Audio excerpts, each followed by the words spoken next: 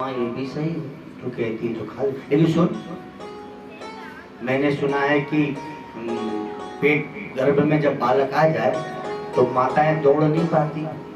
तो पड़ोसन ने कहा तुझे कौन से मैराथन में दौड़ में जाना है, खा लेगा, हम चाहते हैं तुझे पुत्र हो। बोले हाँ वैसे तो मुझे कहीं जाना नहीं है। देखो मति धुंधली हो, यदि आपकी बुद्धि ठीक ना हो ना तो कथा में जाने से कितना तर्क देगी, क्या कथा में जाना क्या होता है, अनेक तर्क देती है। ये धुंधली कह रही है कि ये भी सही है, मुझे दौड़ में तो नहीं जाना है, लेकिन मान ले घर में डाका पड़ जाए तब तो भागना पड़ेगा। गांव में डाका पड़ जाए तो बताओ, गांव में डाका पड़ जाएगा। पड़ोसन ने कहा रे बावरी गांव में डाका नहीं पड़ेगा तो फल खा ले, आजकल राज्य व्यवस्था अच्छी चल रही है। बोले ये भी सही है, लेकिन सुन गांव में डाका पड़े न पड़े, घर में आग लग जाए तब तो भागना पड़ेगा। ये भगवान, फल नहीं खाना है तो कितने बहाने।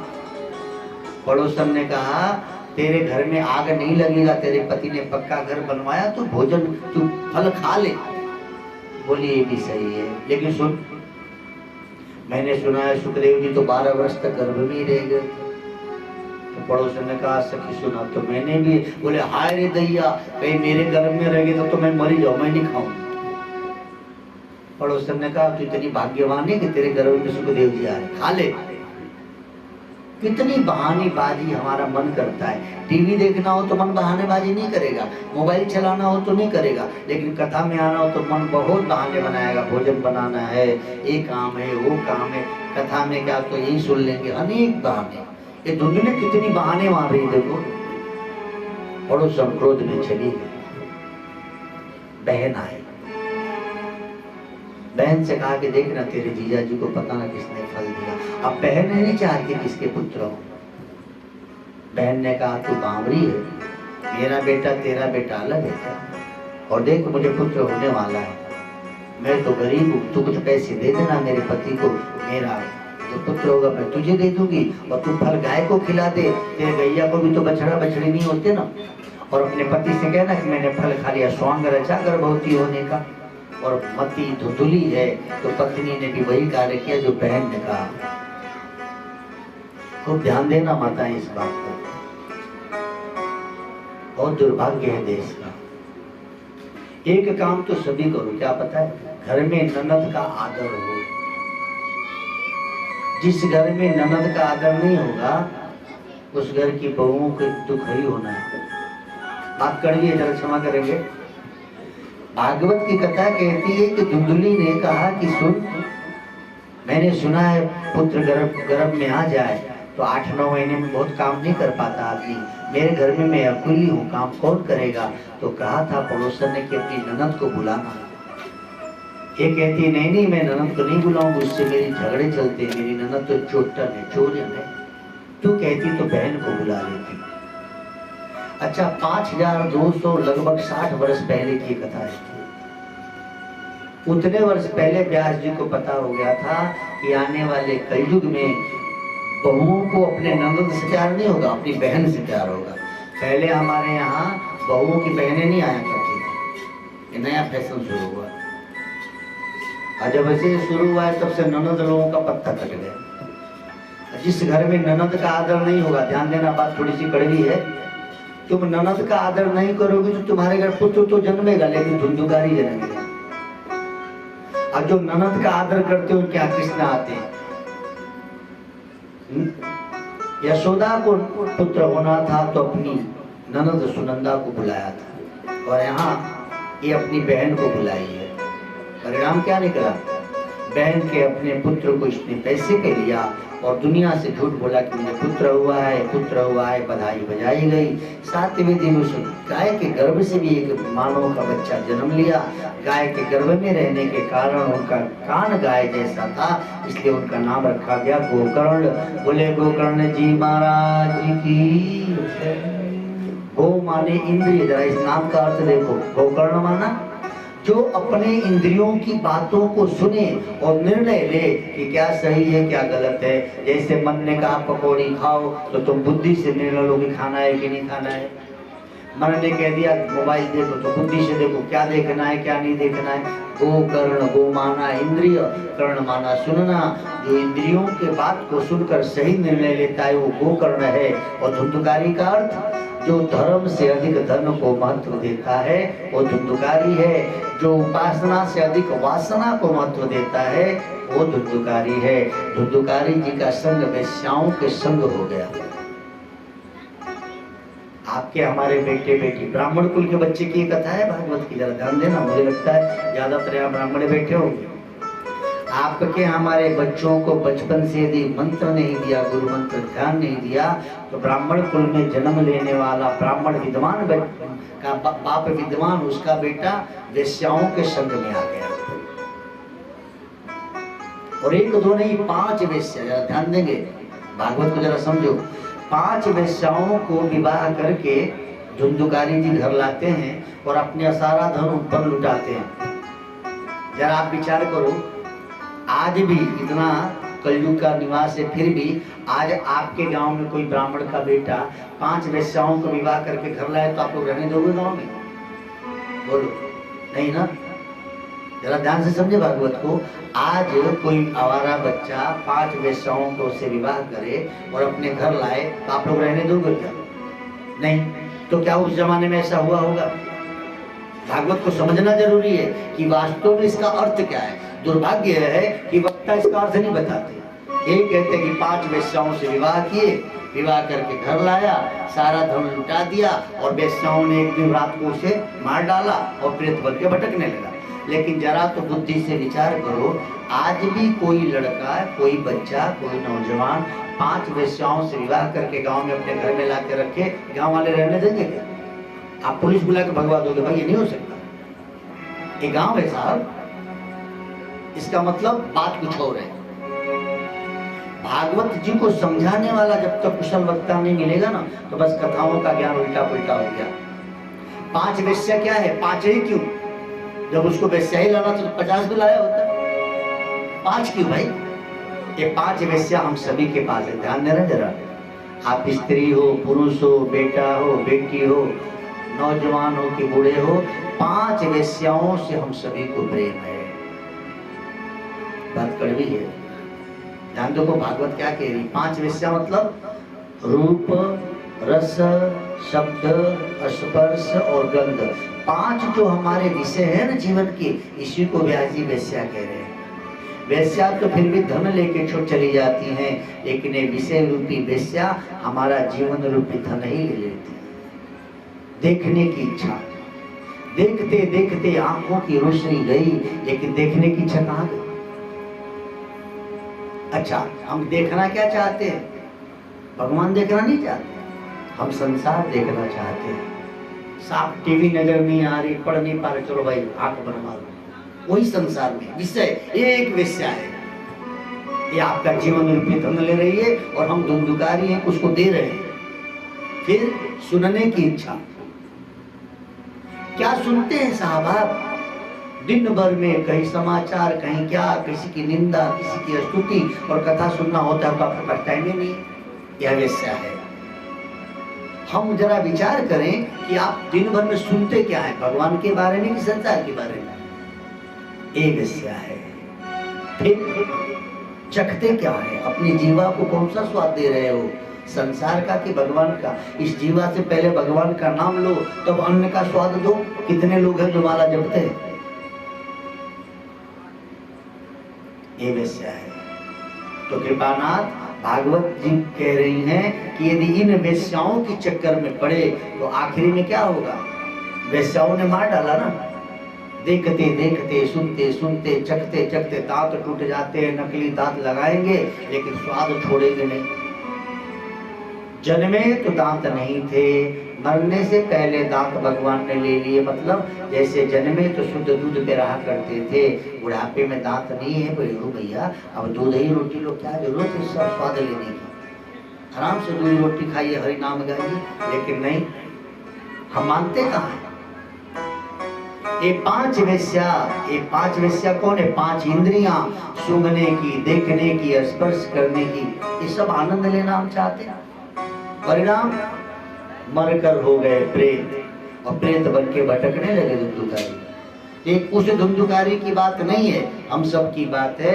यदि जीते जी इन 5 विषयों से उपराम नहीं हुए, विश्वेश्वर से प्रेम नहीं किए, तो मरने के बाद प्रेत बनने की तैयारी हम सबकी है। हम सबकी हाल ही होने वाली। आप जरा विचार करो कि आप और हम कर क्या रहे हैं, क्या तैयारी है हमारी, आपकी बताओ। मरने की कोई तैयारी की है आप? कोई तैयारी नहीं। अब 5 वेश्या, ये मर तो गया धुंधुकारी, लेकिन मरने के बाद ये प्रेत बन के घूमने लगे। और गोकर्ण जी गांव आए, आंगन में सोए। गोकर्ण जी के सामने जब प्रगटे तो गोकर्ण ने कहा, भैया कौन हो तुम? और मुझे डराओ मत, मैं डरने वालों में से नहीं। भूत से डरता कौन है पता है? जो भगवान की भजन नहीं करता। अच्छा, भूत पकड़ता किसको है? जो भगवान की भजन नहीं करता। मेरा ये मानना है कि भूत और भगवान दोनों एक ही है। जो भगवान की भजन नहीं करता, भगवान उसको भूत बन के परेशान करता है, और जो भगवान की भजन करता उसे कभी पकड़ता ही। हमको आज तक नहीं पकड़ा, लेकिन भूत होता है पक्का जान लो। पहले तो मुझे भी नहीं लगता था भाई भूत होता है, लेकिन भूत किसके लिए है? जो भगवान की शरण नहीं है। जेल किसके लिए? जो गलत करे। जो अच्छा काम करे उसके लिए जेल थोड़ी हो, तो अपने घर में रहेगा भाई। तो 5 विषयों से सभी से प्रार्थना, देखने की इच्छा, देखो। अच्छा सोचो, एक आंख से 1 किलोमीटर, तो 2 आंख से कितना किलोमीटर दिखेगा? बोला भी करो, 1 ही किलोमीटर ना। तो भगवान पागल है कि 2 दिए थे आंख? 1 ही दिए होते।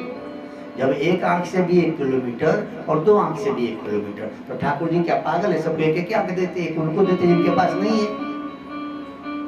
देखने का काम 1 और आंख दिया 2, सुनने का काम 1, कान दिया 2, है ना। श्वास लेने का काम 1, नाक दिया 2। अच्छा, मुंह का काम 2 और दिया है 1। मुख से बोलना भी है और खाना भी है, तो मुख 2 देना चाहिए था। जिसका 2 काम है वो 1 दिया, और जिसका 1 काम है उसको 2 दिया।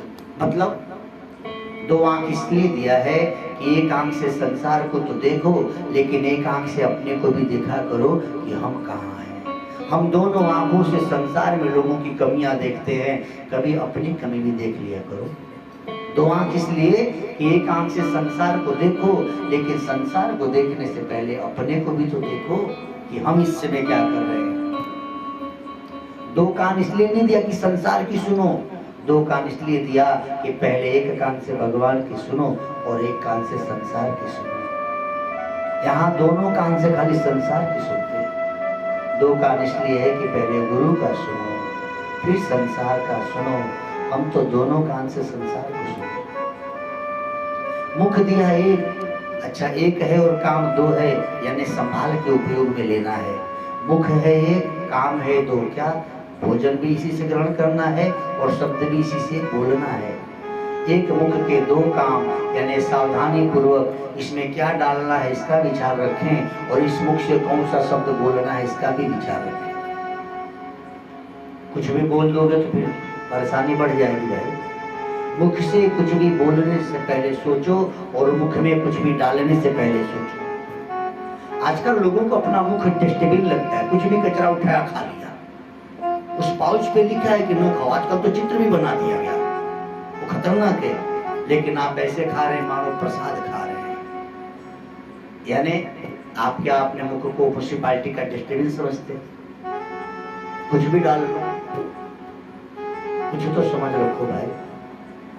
1 मुख के 2 काम है, यानी अच्छा बोलिए और अच्छा लीजिए। अच्छा ग्रहण करेंगे तो ही अच्छा बोलेंगे, क्योंकि जैसा होगा अन्न वैसा बनेगा मन, जैसा होगा मन वैसे उठेंगे विचार, जैसे उठेंगे विचार वैसे करोगे कर्म, और जैसा करोगे कर्म वैसा मिलेगा फल।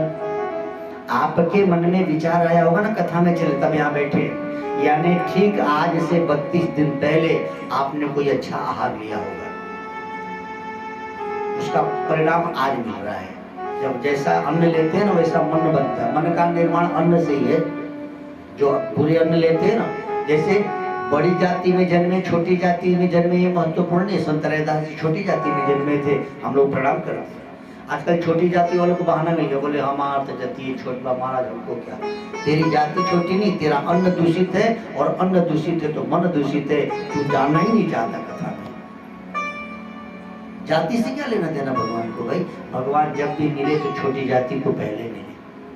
आप देख लो, राम जी वन चले तो सबसे पहले कहाँ ठहरे? श्रृंगबेरपुर, निषाद राज के यहाँ। भरद्वाज जी के यहाँ तो बाद में पहुंचे, पहले कहाँ मिले? उस कोल भील से। फिर किससे मिलते हैं? उस केवट से। पहले किसको मिलते हैं? भगवान। लेकिन यहाँ अन्न तो शुद्ध है नहीं, खाना है गड़बड़ गड़बड़। मन तो कथा में लगे रहे तो बोले महाराज जी हम लोग तो छोटी जाति के कहाँ आए कथा में। अरे तुम्हारी बुद्धि की शुद्धि करे भगवान। दुनिया में सबसे बड़ा छोटा वो है जो अपने को बड़ा मानता है, और दुनिया में सबसे बड़ा बड़ा वह है जो सबको बड़ा मानता है। आप अपने को छोटा मान के अपराध कर रहे हैं, आपके अंदर भी तो भगवान है, क्यों छोटा मानना?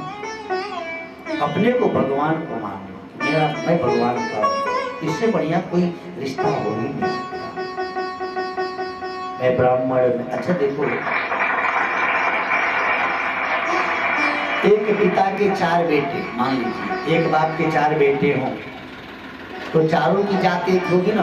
अब एक बाप के 4 बेटे, कोई डॉक्टर हो गया, कोई मास्टर हो गया, कोई वकील हो गया, कोई किसान हो गया, जरा समझेंगे।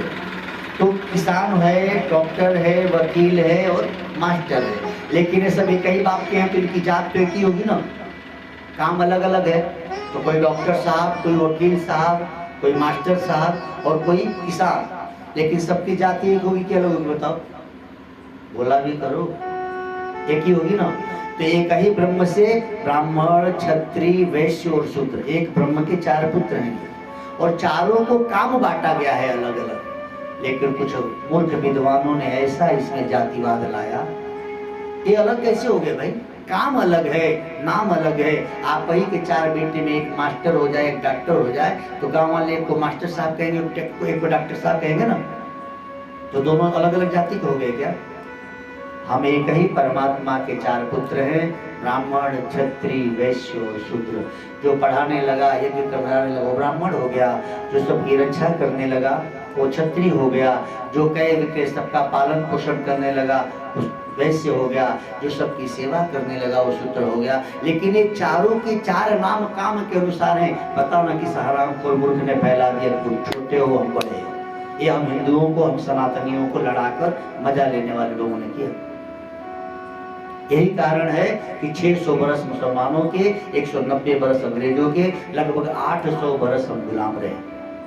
मुट्ठी भर अंग्रेज आए। आपको पता है भारत में मुसलमान कितने आए थे? मात्र 2800 विदेश से मुसलमान आए, और इतने बड़े भारत पर राज कैसे किया? यही भेद डाल के कि तुम ब्राह्मण हो तो तुम क्षत्रिय हो, आपस में लड़ा क्षत्रियों को भाई भाई में लड़ा के राजा बन गए। फिर वही गलती, फिर वही कर रहे हैं। तो प्रार्थना है जरा सा समझे इसे।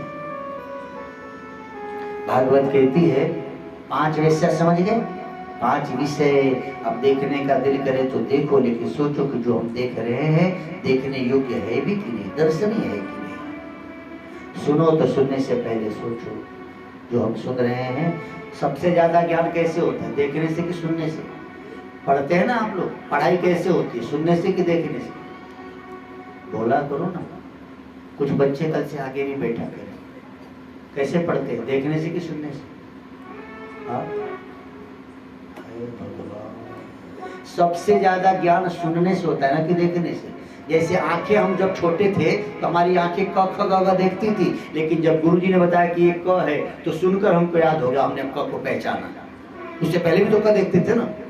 तो ज्ञान सुनने से ज्यादा होता है, इसलिए पहले तो सुनना शुरू करो। क्या सुना जाए? अंधे भी बड़े विद्वान होते हैं साहब, लेकिन बहरे कैसे विद्वान हो गए? सुनना बहुत जरूरी है प्यारे। ये सोचो कि हम सुन क्या रहे हैं। आपको कुछ नहीं आता, आप स्कूल नहीं गए हो, लेकिन यदि आपको संस्कृत रोज सुनाया जाए तो सुनते सुनते बोलने लगेंगे। जैसे इंग्लैंड में भी अनपढ़ अंगूठा छाप लोग होंगे ना, या जो वैसे भी लोग तो स्कूल नहीं गए लेकिन अंग्रेजी बोलते सुन सुन के। सुनने से ज्यादा ज्ञान होता है। इसलिए पहली भक्ति भागवत में प्रहलाद जी से कहा गया श्रवणम, सुनना शुरू कीजिए। तो 5 वेश्या क्या है? हम देखते क्या है, सुनते क्या है, सूंघते क्या है, चखते क्या है और स्पर्श छू किसको रहे हैं। देखो, देखने का आनंद। फतिंगने के पास पंख है, लेकिन फतिंगना रूप पे इतना आसक्त होता है कि जलते हुए दीपक को छू देखने जाता है और जल के मर जाता है। ये रूप। कई बार हम भी किसी की सुंदरता देखते हैं तो बोले बहुत सुंदर है। अरे भैया, वो सुंदर कितने दिन रहेगी, बाद में छछूंदर नजर आएगी। 15-20 साल बाद वो सुंदर रह जाएगा कोई? तुम अपना जीवन खराब कर रहे हो। तो सुंदरता देख कर न जाओ। फिर श्रवण। हिरण इतना तेज दौड़ता है कि हिरण को शेर तक न पकड़ पाए, लेकिन जंगल में हिरण को पकड़ने के लिए क्या करते पता है? हिरण को सुनने में बड़ा मजा आता है। मधुर संगीत बजाया जाता है और मधुर संगीत जब बजने लगता है तो हिरण चुपचाप आंख बंद करके सुनने लगता है और पकड़ा जाता है। सुनने के चक्कर में हिरण पकड़ जाता है, जबकि हिरण बहुत तेज दौड़ने वाला जीव है। सूंघने की व्यवस्था। भंवरा में इतना बल है कि भंवरा चाहे तो काठ को भी छिद्र करके बाहर निकल जाए, लेकिन वह भंवरा कमल के फूल में सुगंध के नाते बैठे बैठे जब रात को बंद होता है तो भंवरा सोचता है कि चलो फिर सुबह खुलेगा, हम निकल जाएंगे, क्यों जाना। और जब हाथियों का झुंड आता है तो कमल को निचोड़ के भंवरा मारा क्यों गया? जहां कहां तक की लकड़ी को छेद के बाहर निकलने की क्षमता थी, लेकिन पुष्प के सुगंध में आसक्त होकर भंवरा जान दे बैठा। इस सूंघने की ध्यान रखो, क्या दे रहा है? चखने की। मछली जल में है, कितना बड़ी मछलियां छोटी मछलियों को खा जाती हैं, लेकिन इन मछलियों को पकड़ने के लिए क्या क्या गया? थोड़ा सा मांस का टुकड़ा लटकाया गया और थोड़ा सा स्वाद के चक्कर में मछली पकड़ में आ गई। तो क्या गरज थी उसको? भूखे थोड़ी मर रही थी समुद्र में। तो चखने के चक्कर में मछली खुद ही चखना बन जाती है बेचारी। हाथी कैसे पकड़ा जाता है पता है? हाथी को स्पर्श, हाथी को छूने का बड़ा मजा आता है। हाथी को पकड़ने के लिए जंगल में गड्ढे खोदे जाते हैं और घास फूस की हथनी बना दी जाती है, ऊपर से हल्का सा लकड़ी लगती है, और जैसे ही हाथी उस हथनी को स्पर्श करने आता है उस गड्ढे में गिर जाता है और पकड़ा जाता है। यानी छू कर आनंद ले, देख के आनंद ले, सुन के आनंद ले, सूंघ के आनंद ले, स्पर्श करके। ये जो आनंद लेने की बेवकूफी हमारे अंदर घुसी है, इसी के कारण हम बार बार मारे जा रहे हैं। नौजवानों की पढ़ाई क्यों विक्षेप हो रही है? क्योंकि आपका ध्यान भटक गया, आप सौंदर्य पे आसक्त हो गए। कथा सुनते तो समझ में आता कि इसी देश का एक नौजवान बुद्ध भी था, इसी देश के पूज्य स्वामी विवेकानंद भी थे। हमको उनके जैसा बनना है। तो 5 वेश्या समझ में आ गया। ये 5 वेश्या माने 5 विषय जो हम सबके पास है, इससे ऊपर उठे। अब कथा कहती है कि धुंधुकारी जी 7 बांस वाली गांठ में बैठे थे। अच्छा, बांस में 7 ही गांठ क्यों थी साहब? 8 क्यों नहीं थी? 6 क्यों नहीं थी? 5 क्यों नहीं थी? ये 7 का क्या मतलब है? इसका अर्थ यह है, व्यास जी कहते हैं कि पूरा विश्व, सबका मन विशेष रूप से 7 जगहों पे आसक्त है।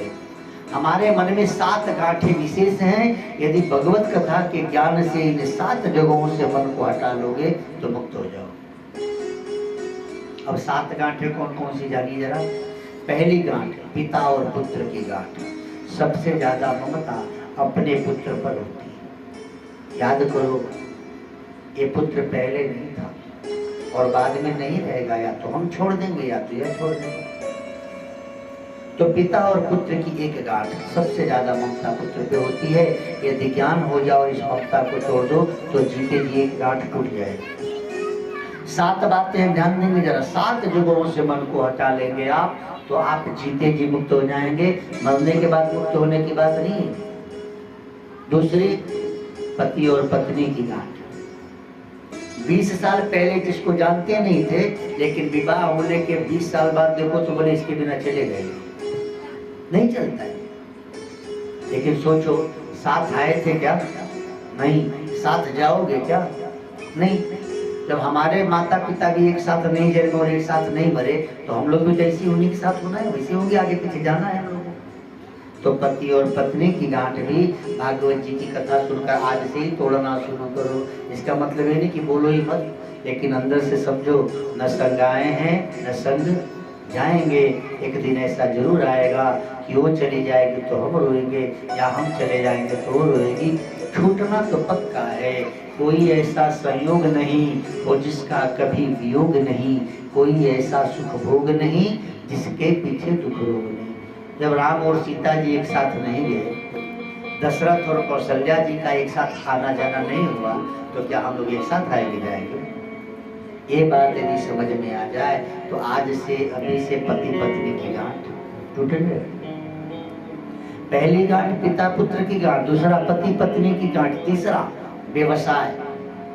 हम जो काम करते हैं ना उस पर हमारा मन लग जाता है, लगता है ये मेरा सब कुछ नहीं, ये जीने के लिए प्यारे, ये जीवन नहीं, व्यवसाय की गांठ।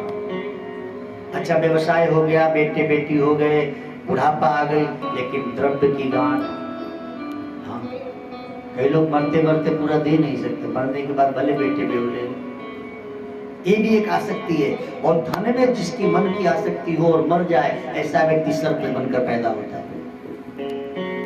धन की आसक्ति में मर गए तो पक्का है सर्प बनो, यहाँ सावधान रखें। पांचवा है कुटुंब की गांठ, जो अपना पूरा परिवार है उस पर ध्यान रखते, मेरा परिवार, कुटुंब भी एक गांठ है। छठा घर बार, मेरा घर, मेरी खेती, मेरी बगिया, ये बुद्धि में बैठी है।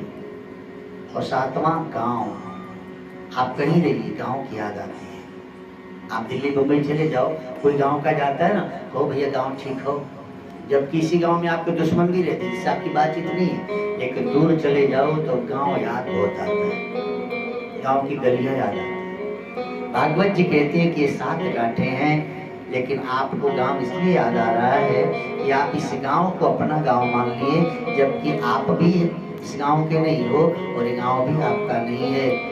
शिव जी कहते हैं, मानो तुझे नहीं याद क्या, तो ब्रह्म का ही अंश है, कुल गोत्र तेरा ब्रह्म है, सदब्रह्म तेरा वंश है, संसार तेरा घर नहीं, 2-4 दिन रहना यहाँ, कर याद अपने राज्य को, स्वराज्य निह संकट जा।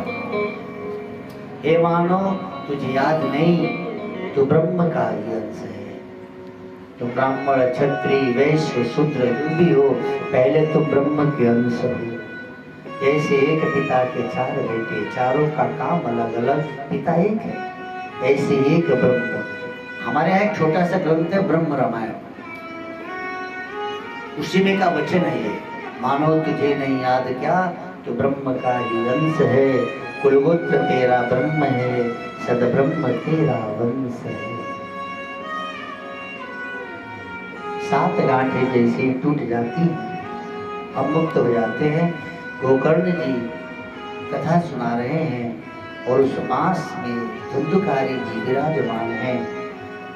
बांस की गांठें टूटती गई का अर्थ यह है कि उनके मन में जो ये 7 गांठें थी वह टूटती गई और वो मुक्त हुए, आकाश से विमान आया। बांस ही क्यों कहा गया? बांस माने वासना, हमारा मन इन 7 जगहों पे बंधा हुआ है, वासना में है। तो मरने के बाद उनको कोई गोकर्ण जी ने कथा सुनाई और उनकी 7 गांठें टूटी। आपको जीते जी भागवत की कथा सुनने को मिल रही भाई बहन, हम जीते जी इन 7 गांठ को तोड़ दे और जीते जी मुक्त हो जाए, इसलिए भागवत है। तो आज से और अभी से ही अपने पुत्र से मोह हटाइए। आपको पता है हमारे यहाँ मरने के बाद पुत्र से अग्नि क्यों जलाई जाती है? आपके सनातन धर्म में कहा गया कि चिता को अग्नि कौन देता है? पुत्र। क्यों पुत्र ही? क्यों? क्योंकि हमारे मनुष्यों को पता था सबसे ज्यादा कहाँ मोह है? पुत्र पे। और मरने के बाद एक जीवात्मा इस मृतक शरीर के इर्द गिर्द घूमते रहती है। जब वो जीवात्मा देखती कि मेरे शरीर को मेरा पुत्र ही जला के राख बना दिया, क्या पता मरने के बाद भी इस दृश्य को देखकर उसकी एक गांठ टूट जाए और वो अपने परमात्मा की राह पे चल पड़े। इसलिए सुंदर व्यवस्था महापुरुषों ने बनाई है। तो आग तो कोई भी रखे तो जल जाओगे।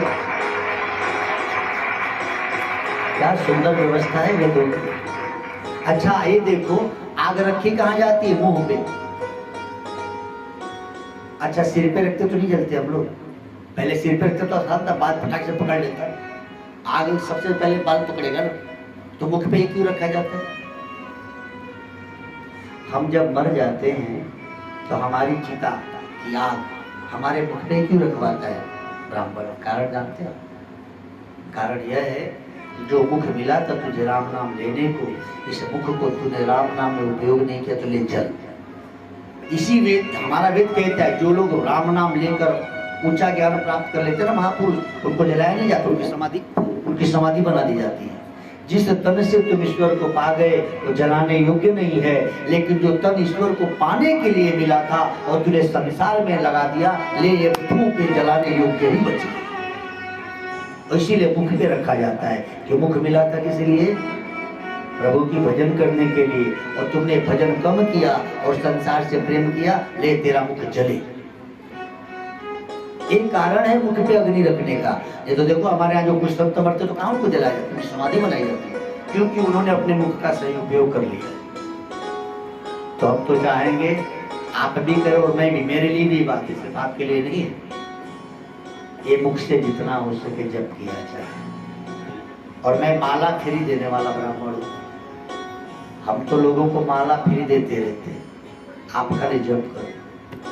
मेरी इच्छा, बस मेरा उद्देश्य यही है कि हर कोई जप करे, हर कोई अपने धर्म मार्ग पे आगे बढ़े। खाली भागवत सुना नहीं सका। अच्छा मैं कहूँ भोजन भोजन भोजन, तो भोजन हो गया क्या आपका? पेट भरा? भोजन करना पड़ेगा ना। ऐसे ही खाली भागवत सुना दो आप मुक्त हो जाओ, नहीं होगा भाई, उसको जपना पड़ेगा। लोगों को लगता है कथा सुना दिए, कथा सुन लिए, हो गया काम। नहीं, यदि ऐसा होता तो किसी को बुखार हुआ तो बुखार की 4-5 दवाई का नाम सुना दिया जाता, ठीक हो जाता बुखार। खाना पड़ेगा भाई। ऐसे ही भगवान का नाम जपना पड़ेगा। खाली सुन लोगे कथा तो मुक्त हो जाओगे, इस भ्रमणा में नहीं रहना। एक गलत बात हम सुना ही नहीं सकते। बिनु सत्संग न हरि कथा, ते बिनु मोहन भाव। मोह गए बिनु राम पद, होहि न दृढ़ अनुराग। कथा क्यों? कथा सुनने से भगवान की महिमा सुनोगे, और भगवान की महिमा सुनने से भगवान के नाम में प्रेम बढ़ेगा, और जप करके पार हो जाओगे। जैसे कोई नाव में बैठे और चप्पू न चलाए तो क्या नाव उस पार जाएगी? नहीं ना। ऐसे ही आप भगवत कथा सुन लिए लेकिन भगवत नाम नहीं लोगे तो उस पार नहीं जाओगे। ये गलत बात मैं नहीं सुना सकता कि ओ भागवत सुन लिए मुक्त हो जाओगे। नहीं, भागवत सुनकर भगवत भक्त बनोगे तब मुक्त हो जाओगे। भगवान का नाम जपोगे तब मुक्त हो जाओगे, ऐसे नहीं। ओम नमो भगवते वासुदेव। लाखों दरबार दुनिया में यूं तो